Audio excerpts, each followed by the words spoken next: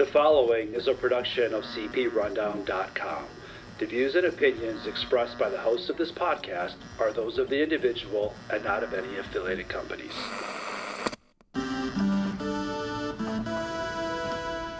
Ladies and gentlemen, welcome to the Rundown on Fun, a weekly podcast covering the Six Flags Entertainment Corporation, the amusement industry, and everything to do with fun. Here are your hosts, Carsten Anderson, Evan Schultz, and Kyle Hook.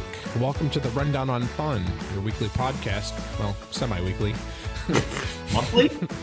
Yeah, right.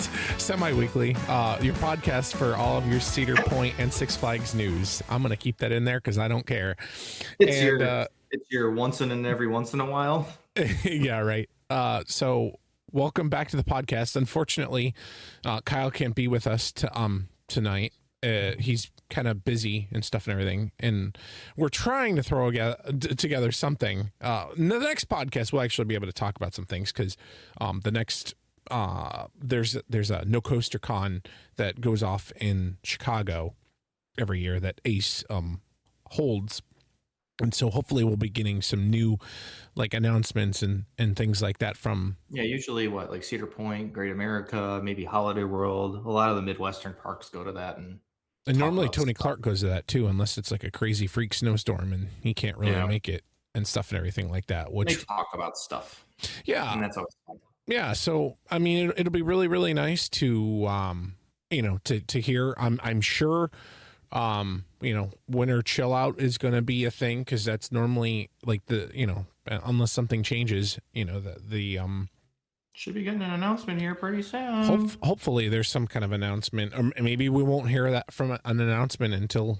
that week, the next week. So, spoiler alert, we're not going to record next week because we're going to wait for that news to come out, and then we'll talk about it the following week, because the news isn't going to come out till next Saturday.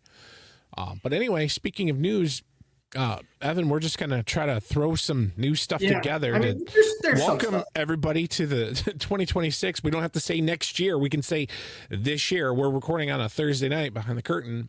And tomorrow I got to do, if you follow our Facebook page, you can follow along with our countdown that we've got going on until Cedar Point opens. Tomorrow will be 120 days. Currently, the Friday will be 120 days until Cedar Point gets posted. 119. Yes, and Kings Island, as of I think yesterday. I think today actually is 100 days. I think today or yesterday, something like that. So 100 days for Kings Island and 120. And also, I'd be remiss not to mention that now that we have officially recorded a podcast episode in 2026, this is now our 4th calendar year doing this. Yeah, congrats to us. That's crazy. I mean, we've done like 30 to 40 episodes or so, I think, like a year, which is pretty. We're at episode 114. So, like 30. I mean, it's kind of, I feel like we might be getting sluggish a little bit, but the problem is once Cedar Point like merged with Six Flags and like the Six Flags and stuff, everything's been so much more quieter, and like we're just like they're very so this has always been a Six Flags thing. They're very tight knit. That's not the word. They're not loose lipped. They're like playing their cards really close to the vest. Yeah, which is smart. Tony was never like that. He was always online and poking fun and making teasers But we'll get, there is one park doing teasers, but we'll get to that. And and we'll have to see, what will happen with that. But I'm here for the ride and I'm here for the long haul. But Evan, so, let's do the boring news first. That's like kind of like mind numbing and like, what? Who cares? It's kind of boring, but not quite. I mean, it's cool that they're getting a new coaster. Well, I was going to lead with the boring part of Six Flags Over Texas, which is okay. And I had to put this in the ChatGPT to even like understand not what it meant. And there's another thing later on that I had to put into ChatGPT to understand it at all.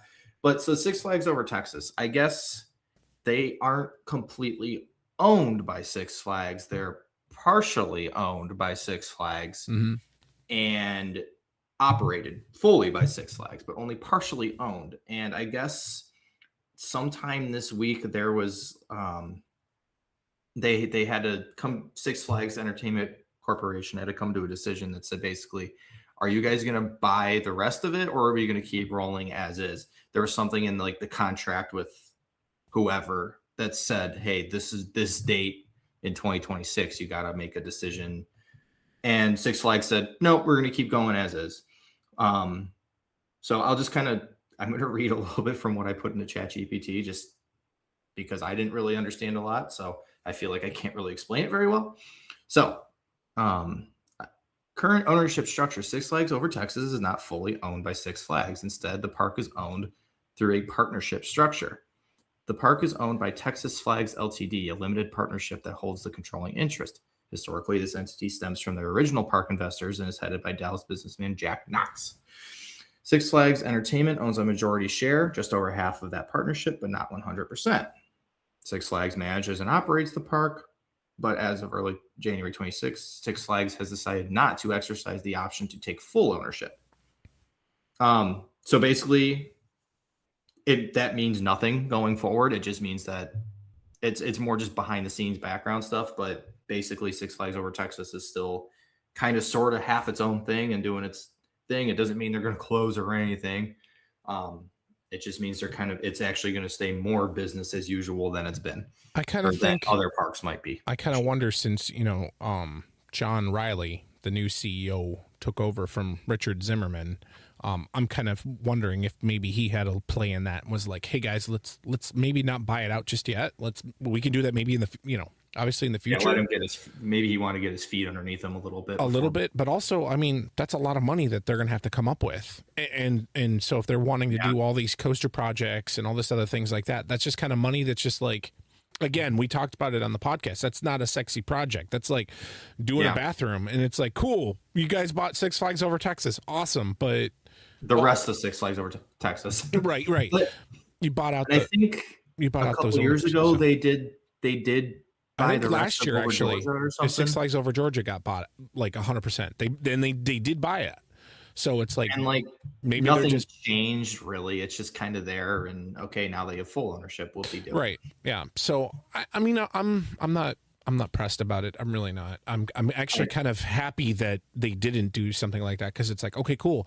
John just stirring the ship a little bit and saying, hey, let's watch our finances. Let's watch, what we're spending on and things like that. And let's be more diligent and be more tight with the purse a little bit to just be safe. For the upcoming few years and things like that. Cause we've talked. I wonder when the next time this option will come up again.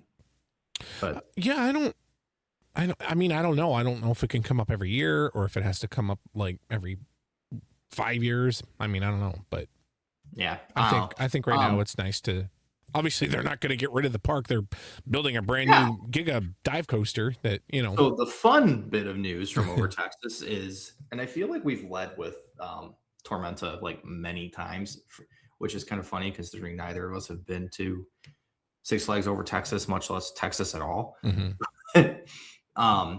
So Tormenta Rampaging Run, which is Six Flags Over Texas's new for 2026 Giga dive coaster. I forget the exact height, but it's over 300 feet tall, and it was topped off.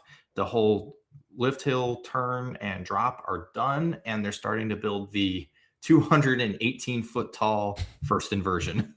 Insane. A hyper inversion, as Jeffrey Siebert put online, which is just crazy to think about. So yeah, they're making really quick progress with that ride. Very non Six Flags style, I guess, with the construction of that ride. Yeah, they are flying. So that's really cool. Then also, as I'm scrolling through Jeffrey Siebert's Twitter, it seems like they're kind of teasing maybe a revamp of their old mine train, because he posted a picture of like a tunnel, like I think the final drop or something on their old mine train, and it says, "Say, we hear something is going on in that old mine." So I don't know if that means like a retheme, or maybe they're getting rid of it, or maybe I don't know. So lots of fun stuff happening at Six Flags Over Texas. Yeah, no, that's good stuff. Jeff Siebert's done a lot for those two parks down there, and it's really cool to see. And we'll get into Fiesta, Texas, which was his original place, in a minute. But there's some more like boring financial stuffs to talk about first. Yeah, a little bit, yeah. Unfortunately, I mean, it's not like the super sexy news. They'll be like, "Oh, Cedar Point's getting a 570-foot coaster," and or Nope, just more boring financial or stuff. Kings Island's getting a 4D crazy X coaster that But I mean, this news is I don't know. I feel like it's more positive news, and again, it's the new CEO probably of Six Flags. It's starting to turn the ship wheel just a little bit, but Six Flags is borrowing some of its money. The other day they announced that they agreed to terms on a $1 billion bond issue, which was I think like 8.625% senior notes due in 2032. Pretty much it's pretty They're much borrowing from their investors. Yeah, for the most part. But the thing is like, I guess when it's like a senior bond, it means like it's very near the top of like a repayment priority. So like, for instance, God forbid, if Six Flags does have to file chapter, or I'm sorry, just any kind of bankruptcy or something, and they have to like, obviously bankruptcy, people don't get paid once things like that kind of like go through and stuff. That's pretty much on the top of like the list of like, oh, we have to pay this back because this is like at the top kind of thing. At least that's what ChatGPT decided to say. So take that for whatever it's worth. But anyway, so they've got a big a debt payment that they're kind of like pushing off a little bit, and I guess they're like changing like the interest rates, so on and so forth. But now they don't have to really repay that big debt until 2032, because I think that was coming up in 2027. I think that was a really big a big payment. A smaller debt was coming up that they needed to make a payment or pay off or something. Yeah, so I mean, it's good that they're pushing it. I mean, it's not good that they're pushing it down the line, but it frees up a little bit more capital, a little bit more, cash in the bank, and they're not. I guess they're not really, at risk to obviously not pay that whatever payment that they're going to have to pay. So there's that. I mean, it's like we said, it's not like super crazy news. But I mean, it is Six Flags news and stuff. And it seemed like when it was announced, at least I thought the stock went up just a smidge, which is good because obviously we want the stock to do better and whatever. Cause I mean, it's been, what is it? For the first week or whatever, I think it's down only 5 cents. But I think it closed at, what is it? It closed at $5, or I'm sorry, not $5, $15.29. Not $5. Yeah, sorry, it's not $5. No. But it is down. I think year over year, I think it's down like 60%. Like if I just do just a quick little thing, I think it's down like 60% or something like that. But it seems like they are righting the ship a little bit, because I know that when I went to that forum, they were talking about how their share, the people that own their shares are very aggressive and very they're wanting to see a return on their money and stuff like that. So it's being traded pretty aggressively. But the thing is that I think their 52-week low, it said, was $12.51. So we're obviously off that low, which is really good. They still have like a $1.552 billion cap on there, which is nice. That's like, all their parks that they have, all the assets and stuff and everything. If they need to sell things off or whatever, that's kind of like what they're worth right now. So Evan, you want to talk a little bit about some more Texas news? Evan was like, I was talking about those numbers, and you're just like if anyone knows SpongeBob, it's like Patrick Star trying to order a Krabby Patty. He's like, yeah, that's. I'm not a financial guy, so let's do more fun stuff. Yeah. So also in Texas, the other Texas park, Six Flags Fiesta Texas, they out of nowhere on what day was it? January 3rd, posted pictures of a construction site getting, or we'll say land clearing. There we go. That's what I'm looking for. God, it's been too long since we've done this. Up, it looks like up on like towards the top of their like quarry there, because the park is built in a quarry, and this is like kind of up on top of it. And there's a lot of land clearing. It seems like if you've been to this park, it's next to their mine train coaster, and kind of in between from there to like their boomerang coaster and their dive coaster, kind of like up along there. If that makes any sense. I've never been there, so I don't know. Okay. And with those 3 pictures of this construction site, or soon to be construction site, the caption says, "The first moon rises, the way has been cleared. Hashtag what's within." Oh, So that's interesting. okay. And then Jeff Siebert, the park president, I think that's what his title is. Oh no, his title is now Six Flags Regional General Manager, Texas. Anyways, he's been with Fiesta Texas for a good minute, and he posts with that. He quote tweeted it and posts, "A thrilling new adventure rises under the haunting glow of the blood moon. Shrouded in mystery and excitement, as shadows race through the dark forest, a new legacy is born. Hashtag wolf moon, hashtag blood moon, hashtag supermoon." And then he posts like a graphic that basically says when there's those special types of full moons. So like January 3rd, when this was posted, was the wolf moon. And then it goes on to say on February 1st is a snow moon. And then on March 3rd is a worm moon. And then on April 1st is a pink moon. So that kind of leads me to believe that they're going to kind of let more and more of this slip out over those certain days. Like on February 1st, they'll probably drop another teaser. And then on March 3rd, they'll probably drop another teaser. But there's a lot of like creepy wolf moon lore stuff going on with this, whatever it's going to be. I mean, it's got to be a new ride, I would assume. I think there was some rumor that they would get a new water park attraction, but this seems way bigger than a water park attraction. Yeah. So if they're already teasing it and to this degree. Yeah. No, So that's super exciting. I have no idea what it could be. It seems like a pretty sizable area that's been cleared. That's good. I mean, again, they're spending money. You know, they're not just like, okay, guys, well, you know, we're just going to hoard this money and not do anything. You know, like Six Flags Magic Mountain, they're moving forward with their project. Knott's Berry Farm is kind of moving along with, I can't remember that coaster, the Montezuma's Revenge or Montezuma or whatever. You know, they're obviously spending money on that, and then obviously, you know, what was it? Six Flags Great Adventure. You know, they're finally doing something. They're doing stuff. They're paying money. They're pouring footers, and you know, they're getting coaster track and whatever. I mean, you know, so it's good to see. And then we didn't talk about this at all, but if anyone, like over the holidays when Cedar Point, and they always do like a yearly release of a holiday video, like for like Merry Christmas, Happy Holidays, we'll see and stuff. If no one's ever seen it, go check out on their YouTube page, the Cedar Point page.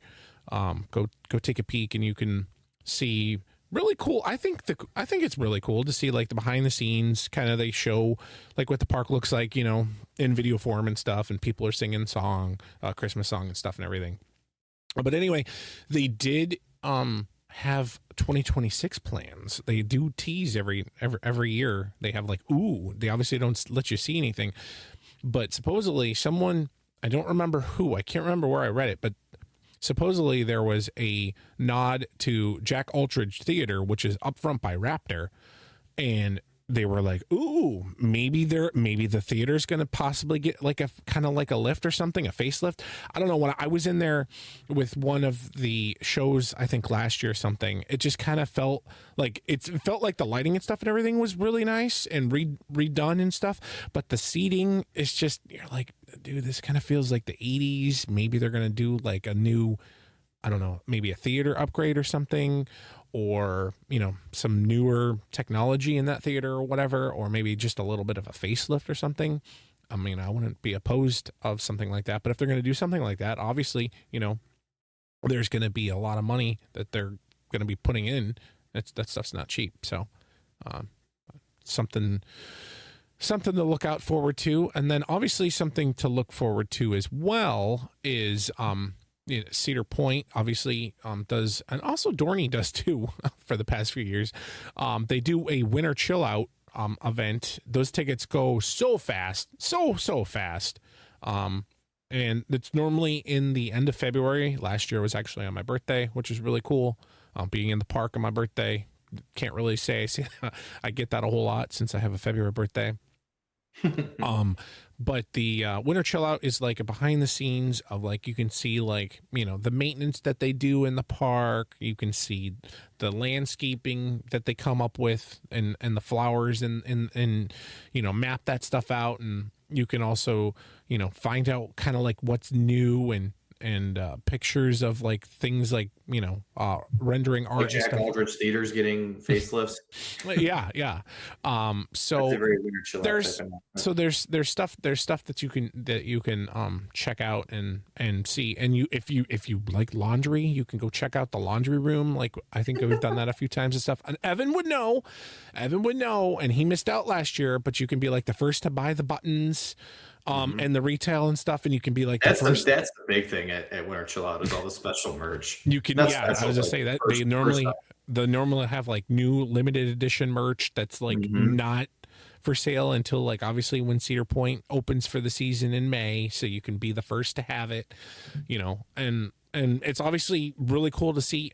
I like to call it a sleeping park. It looks like it's very quiet. All you hear is like the seagulls. You don't hear, the coasters aren't running, and it's just quiet. It's really, really quiet, and it's eerie, not scary eerie, because it's obviously, at least I don't think, like during the day, but it's just like the park sleeping. Everything's just kind of, looks very the only thing you hear down, but yeah. The only thing that you hear is the damn seagulls. You still hear the seagulls. Right? Yeah. The seagulls that, they're there and hanging out. But that's kind of like where we found out that, the fry place over by Gemini, Happy Fryer. was getting a complete facelift. We were like, whoa, and it looks phenomenal. And then same. So I'm curious on if they're gonna maybe do that maybe with a few more of the restaurants. Maybe Miss Keats in the back might be getting maybe a little bit of an overhaul. I mean, this is just me like speculating, but or hot potato up front. Right. Yeah. Oh yeah. I didn't even think about that. It could be something like that. Also, if you are missing Cedar Point, like I said, the tickets go by very fast. So as soon as like they announce the tickets are gonna go, you need to make sure you buy them like ASAP. Well, but we have to mention they haven't announced this event yet this year. That is fair. That is fair. It's not confirmed it's happening this year, but we're just like preparing you for when they do announce it, if they do announce it. And hopefully they do announce it, because they've been doing it for years, and it's really cool that they give money towards a kid again, and they raise money for that charity and stuff. Raise a lot of money. Yeah. So just be on Cedar Point socials. Make sure you follow Tony Clark on his X account, and you could be like, oh, he normally posts like little teasers and things like that. But it's, if you are missing Cedar Point and you're like, oh, I don't know what to do, we could always go on Cedar Point's website and go take a peek at their webcam, and you can see the park when it snows or if it's raining. Or obviously today, Evan, it's been like 70 degrees. I don't know anymore. So it's crazy with this. There's the winter chill out weather is always such a crapshoot. It's It could be an absolute blizzard, or we've been to winter chill outs where it was 70 degrees. Yeah, and you're just like walking around in shorts. And you're like, this is weird. Like I don't understand. Yeah. But anyway, so look forward to hopefully they announce it soon, Tony, or whoever's going to announce it, whatever. But get on it. And then shout out to I don't know if it's the Jordan, or if it's Tony, or if it's someone completely random.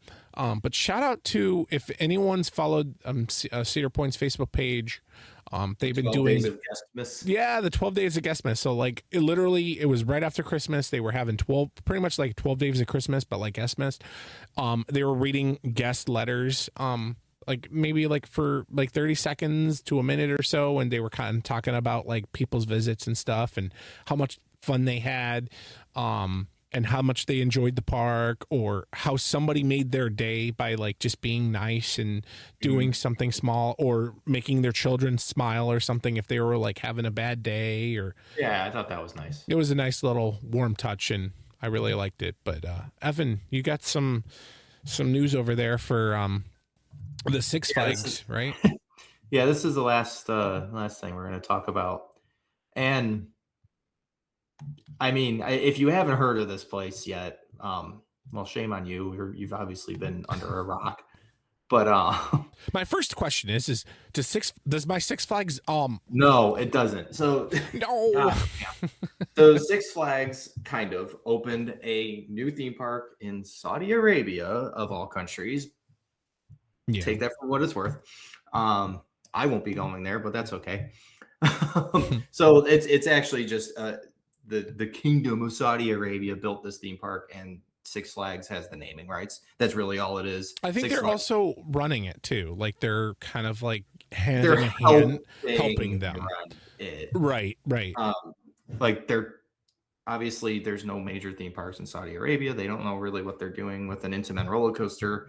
Six Flags is helping them out, teaching them how to run rides. I was going to say the park effectively. To add to that, Evan, when Jason McClure was talking at that forum, he was like, yeah, he's like, obviously, they're paying money for their coasters and things like that, and we've got like a hand in it. So he did say, he's like, and I don't know if this was like off the cuff or whatever, but he was like, yeah, he's like, so if we want to do like a crazy coaster and stuff and everything and see like how it works and, how whatever, and they could do it over there, because obviously Six Flags is not footing the bill. They are fitting the bill. And then it'd be like, oh, well, then we can adapt that to the other Six Flags parks that Six Flags owns. And then Six Flags Kiddie City is basically, they're basically playing Roller Coaster Tycoon on sandbox mode. Yeah, pretty much. So, I mean, they have infinite money. Yeah. They could build anything they want. So if Six Flags wants to use it as a proving ground for new stuff, then sure, go nuts. Yeah. So anyway, this place opened on New Year's Eve. They did, yeah. And it's it really is like a kid playing Roller Coaster Tycoon. I'm going to kind of quickly run through. Well, one, so there, it's you wouldn't expect a park in Saudi Arabia to be built like a standard Western American theme park, but it was. They have a few themed lands: Steamtown, City of Thrills, Twilight Gardens, Grand Exposition, Discovery Springs, Valley of Fortune, and the Citadel. And it looks like your standard theme park. But the thing is, because they have basically infinite money, everything's a record breaker. Like every ride is a record breaking ride. They have Iron Rattler, which, that's clearly a rehashed Six Flags name. Speaking of Six Flags Fiesta Texas, but this is a Vekoma tilt coaster, but it's like double the size of Siren's Curse. Right. And it looks amazing. Yeah. And then they have a Max Air style ride, but it's like way the tallest in the world. There's a big drop tower that hasn't opened quite yet, but that's also the tallest in the world. It's like 400 feet or 450 feet or something like that. They have they call it Spitfire, which is a triple launch coaster that has an inversion at the top of the top hat instead of just going over the hill like Top Thrill does. It inverts, and that's like 250 feet or some nonsense. Wow. Let me see. I have that. Spitfire is 240 feet. Okay. So that is the world's tallest inversion. Iron Rattler is the world's tallest tilt coaster at 208 feet. Wow. Okay. And of course, they also have a wooden coaster. It's not a record breaker. It's a GCI. It actually looks like probably the best ride in the park. Besides the obvious, if you haven't heard of this ride, Falcon's Flight. Karsten, you sat in its train accidentally. You got yelled at for doing it. I did. I think I posted it my selfie or whatever. Of like, I got to sit on that train. This ride. And it's open, it's running. It really happened. I think when this park was announced, and even this, or at least when this ride was announced, we were like, yeah, I don't see that. Evan, you want to give those stats, the crazy stats? Yeah. For that? So the ride, it's such a weird ride. So it starts with a lift hill like Mavericks. And it's like, oh, okay, this is cool. It's like 80 miles an hour at first, and it just kind Mhm. of meanders. But like Six Flags Fiesta Texas, this park is also built well, not in a quarry, but with a cliff right next to the park. And they use that cliff to their advantage because then this thing Like hits how a you would launch. use it for like Roller Coaster Typhoon or It Planet Coaster. like I'm gonna expand my park up there, and even though it makes no sense and looks stupid, but yeah. So this thing hits a launch and goes up to an elevation. So I'm not sure if it's okay, yeah, an elevation of 640 feet. In the air, yeah, 640 But feet, so but the on a cliff cliff. is But yeah, 640 feet. There's never any point where you're 640 feet off the ground necessarily, like straight off the ground. It's right. just you go up to a cliff that's 640 feet in the air. Um, and then you dive down the cliff, straight down, and then through a tunnel, and you hit a launch at the bottom of the tunnel and hit 155 miles an hour before going up a hill that looks like the St. Louis Arch It's fair, yeah. that is 534 feet tall with a 518-foot drop. And this ride is just shy of 14,000 feet long. It is almost 3 miles long. For reference, the Beast at Kings Island Okay, I was gonna say how that's got to be like what? Isn't that is 5,000 or 6,000? 7,360. This ride is basically double the length of the Beast. My God. I'm not gonna lie. I And saw it the doesn't have any POV. lift hills. It I doesn't saw have any chain lift hills. I saw the POV or whatever, and I was like, wow. I was like, okay, all right. So we're going up and down. It looks like it's got really crazy good airtime and stuff. And I was like, wow. I'm like, this is kind of boring. And then it was like going faster, and I'm like, whoa. And I'm like, okay, Do yourself can't. a favor. I If can't you be. haven't I watched can't. it, watch the off-ride video Yeah. and listen to the magnetic launches. Oh at the my bottom of gosh. it. This It thing is. sounds like a rocket taking off. Yeah, it really does. Yeah, it does. But I'm just like, I can't be the person, because I've always yelled at people being like, you can't judge a POV if you've never ridden it. So I was like, okay, so it looked a little meandering, a little boring, but I was like, but I was reading some of the reviews online and things like that. I And don't people see are where like, that ride could be boring. people are like, dude, it's freaking insane. The airtime's good, the speed's good, it's got good pacing. It's definitely not boring. I was like, Yeah. okay, all right. Maybe I'm just jealous. Maybe I'm just trying to Somehow nitpick and people be went jealous. But there and Yeah. they also have a couple dark rides. They also have a mock water coaster. They have a shoot the chutes because why not have both? Yeah. And when you're playing on sandbox mode, why not? Right. Seriously. I mean, so yeah, that is a Six Flags park that is open, and you can look at their website. It looks very similar to the Six Flags websites, like Cedar Point's website, which is really weird. But the all park passport does not no, does it not doesn't. work there. It's completely. It's not that expensive once you actually get to Saudi Arabia and find somewhere. Right, you got to get there first. I'm You curious can't what their actual tickets cost. You can't just drive from Ohio all the way to Saudi Arabia. Maybe you could. I don't know. I don't know if oil. Yeah, I don't. Yeah. Okay, so it costs 365. Is 365? Is that what it said? 365. 325 Saudi currency. I don't know how to pronounce that. 325. 87 bucks to get in there. What? Wow. 87 US bucks. After you spend like, I don't know, $2,000 to fly. Right. But just pack up the minivan and let's go, right? You know? Yeah. They have a fast lane. Well, they call it the Go Fast Pass. Oh. Go Fast Pass. Okay. Yeah. How much is that? Is that like $60 or? They just mention it. I'm trying to find like. Do they have the? Does my dining plan work there? Nothing works there. They have a family fun bundle, which is. I don't really know what that does. Ticket details. A package of five tickets to use unlimited access to all rides and attractions. So it's just a 5-pack of tickets. That's all it is. Oh, okay. For that's $1,200 or 1,200 Saudi bucks. It's like $3.99 US dollars. $320. Take the family of 5 for $320. Wow. It's not bad. And we do have to say, unfortunately, now that what's that? What is it? What's that? Falcon's Flight. Yes. Yeah, Top Thrill 2 is no longer the tallest coaster in the world. No longer. And, this also takes the crown from the Beast, right? For being the longest. I thought the Beast was the longest coaster until this one. It might be Steel Dragon that it took it from. Maybe. Or maybe. Okay, so the Beast obviously would be the longest wooden coaster then. Still. Not tallest. I don't want tallest. Longest. That's not Steel Coaster Drops. That's not what I'm looking for. Wikipedia, what are you doing here? I need length. I need longest in length. There we go. So Falcon's Flight is the longest, beating Steel Dragon 2000. How much is that? 8,133 feet. And then what's after? Actually, the Beast is nowhere near. Oh, really? Oh, okay. Wow.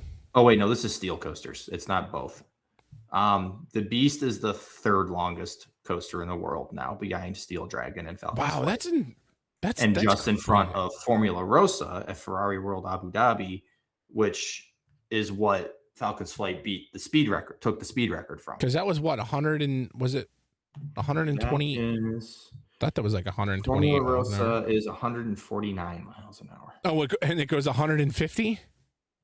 Or no? And Falcon's Flight goes 155. So it beat the speed by 6 miles an hour. I do know when I did get to sit on that train when I was at IEPA, they did have a glass shield in the front of the coaster train just because try to break some of the wind off your face and stuff. And it's in a desert. There's sand in the air. Can you imagine? You imagine okay, so 14,000 feet. Like the Beast takes like 5 minutes. I think that coaster probably takes maybe I don't know how long that coaster is. Maybe like 6 minutes, 7 minutes. You imagine if they didn't have that shield or whatever, and the wind is just pulling your face back the whole entire time that long. Well, I think the main reason they did is the dust or the sand from the desert. True.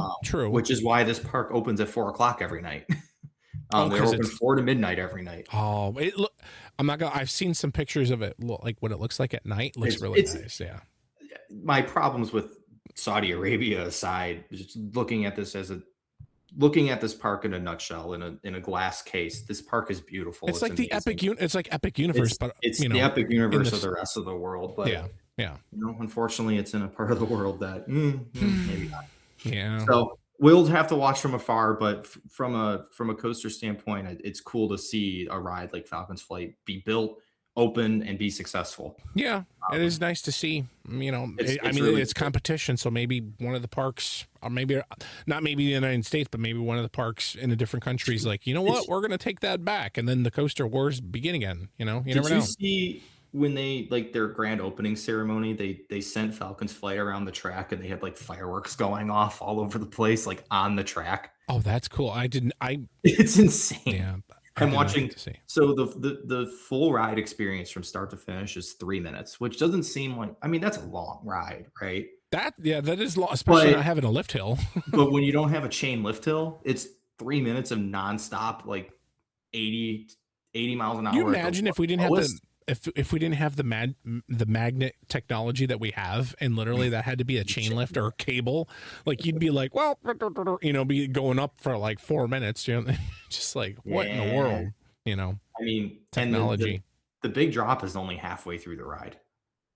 It's Oh my God, this thing is insane. Yeah, it's cool. I don't think I could even come up with this in Planet Coaster. Like this ride is nuts. So we have infinite money. We put the cheat code in and build what we want, the biggest and whatever coaster. Okay. Well, bringing this back home, kind of, Six Flags Fiesta Texas is teasing something, and they do have a cliff to build on. It's not a 600-foot cliff, but it's 150 foot. Can we get the 200-foot version of this? That would be cool, right? I mean, it'd be something, right? Yeah, it would be. It'd be interesting for sure. But Yeah, there's been already plenty of influencers that have been over there. So if you really want to check it out on YouTube. We will not be providing coverage of this place though. No. Besides Yeah. this, it's cool though. It's an engineering marvel. I'll say that much. Jesus, Right. For I'm sure. so excited. It's just unbelievable. Oh boy. And Oh well.